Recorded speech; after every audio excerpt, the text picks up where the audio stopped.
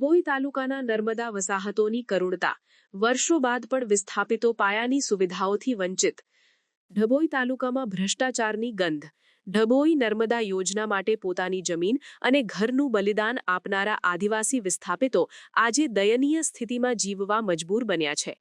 ડભોઈ તાલુકાના સિમલિયા, ગોપાલપુરા, બંબોજ, પણસોલી અને કુકડ સહિતની વસાહતોમાં સરકારી તંત્રની ઘોર બેદરકારી અને કોન્ટ્રાક્ટરોની મિલીભગત સામે આવી છે।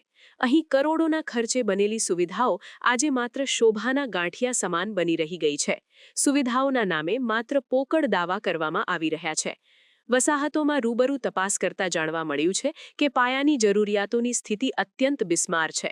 નળ છે પણ જળ નથી। નળ સે જલ યોજના હેઠળ ઘરે ઘરે નળ તો નાખી દેવાયા છે, પરંતુ તેમાં પાણીના ટીપાણું પણ નામો નિશાન નથી। વસાહતોમાં પીવાના પાણી માટે ટ્યુબવેલ બનાવવામાં આવ્યા છે, પરંતુ વર્ષો વીતવા છતાં હજુ સુધી વીજ કનેક્શન આપવામાં આવ્યો નથી। પરિણામે લાખોના ખર્ચે થયેલું કામ ધૂળ ખાઈ રહ્યું છે।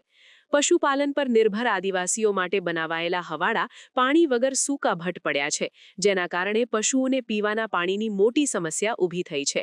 સ્વચ્છતાના મોટા દાવાઓ વચ્ચે વસાહતોમાં બનેલા શૌચાલયો પણ જર્જરિત અને બિનઉપયોગી હાલતમાં જોવા મળ્યા છે।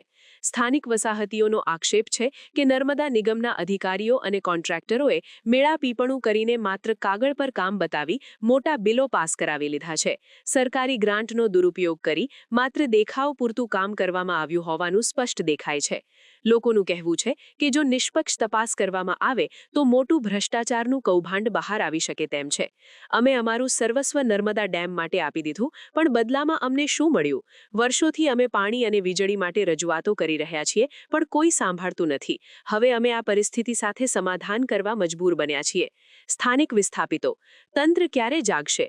વારંવારની રજૂઆતો છતાં તંત્ર દ્વારા કોઈ નક્કર પગલાં લેવામાં આવ્યા નથી।